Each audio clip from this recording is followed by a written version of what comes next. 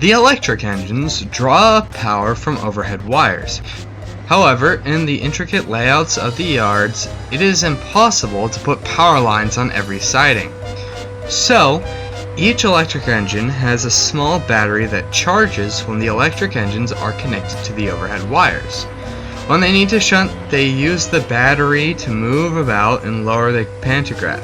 Since Abby is the line's primary goods engine, she usually shunts the yards at either end, ready for the other two.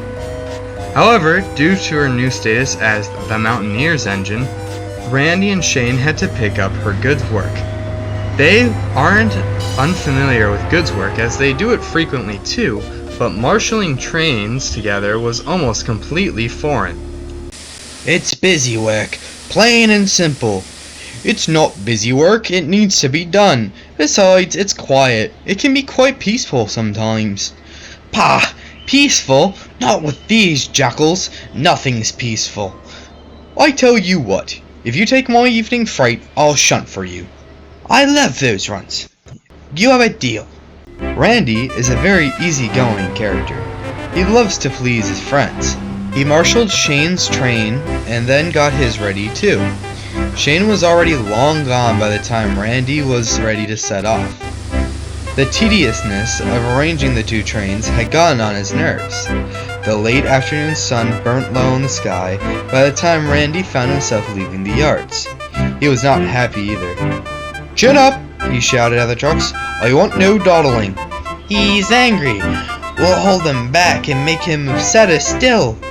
"You'll try." Because they are always connected to their power supply, the electric engines can always pull their trains up the hills, no matter the resistance. Today, however, Randy had forgotten something important as he had departed the junction. The driver was anxious as they approached the top of the first hill.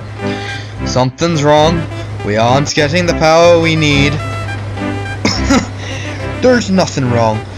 We've never been beaten by trucks yet. I don't want to be the first." "We're hemorrhaging power. We need to reduce speed."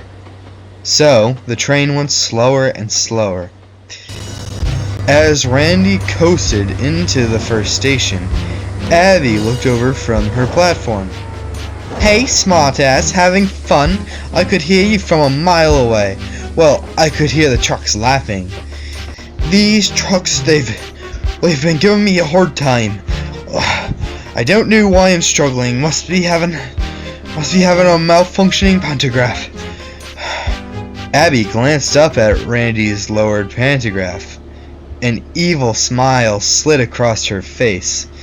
"That's one way of putting it. Don't give up. You'll make it through." The train separated a moment later, with Randy finding it even more of a struggle to climb up the next hill. He was so delayed that he was supposed to have already been through the next station by the time he had run into Abby.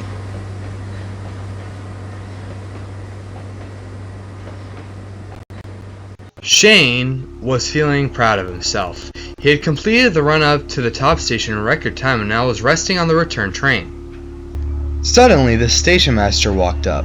"Randy's broken down about half a mile away. Can you help him back down the mountain? That train is too far behind to justify delaying this one, too." "The manager will have several angry clients to answer to." Shane chuckled, but then turned serious. "Randy seemed fine at the junction earlier. I wonder what's wrong."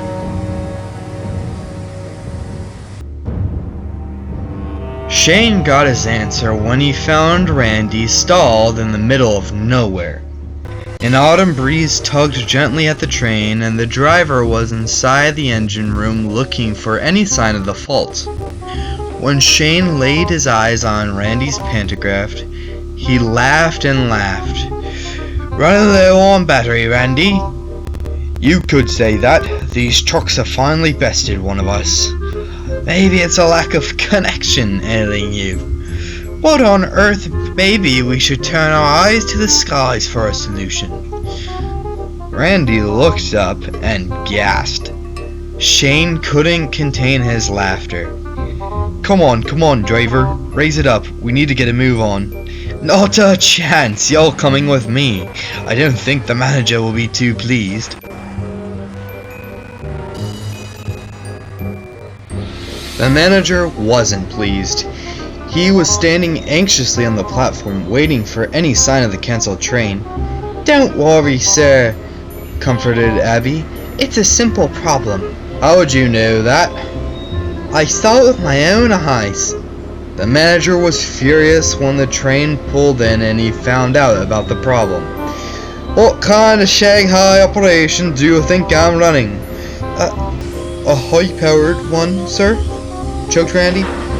Exactly. A cock-up like this is absolutely intolerable. Those trucks were meant for rubbish collection. The towns are going to have piles of rubbish with nowhere to put them. You could tell them, sir, that your own rubbish delayed their trucks. I'll hear none of this from you. You clearly knew about the problem and said nothing. What kind of idiots do I have working for me? The three engines looked silently at their buffers. Shane! He cried. Yes, sir? Clearly, you're the only one here with your head screwed on right.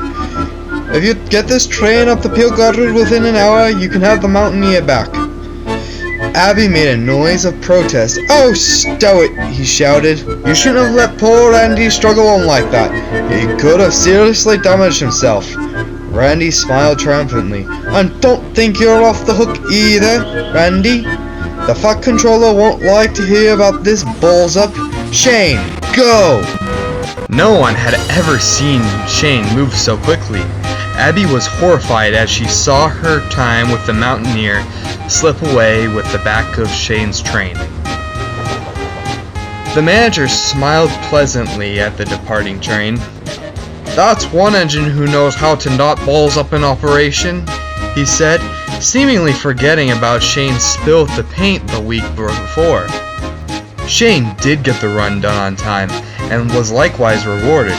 He pranced up and down the line as cautiously as he could be, grateful for his favorite run again, but wary of the incident that had cost him it.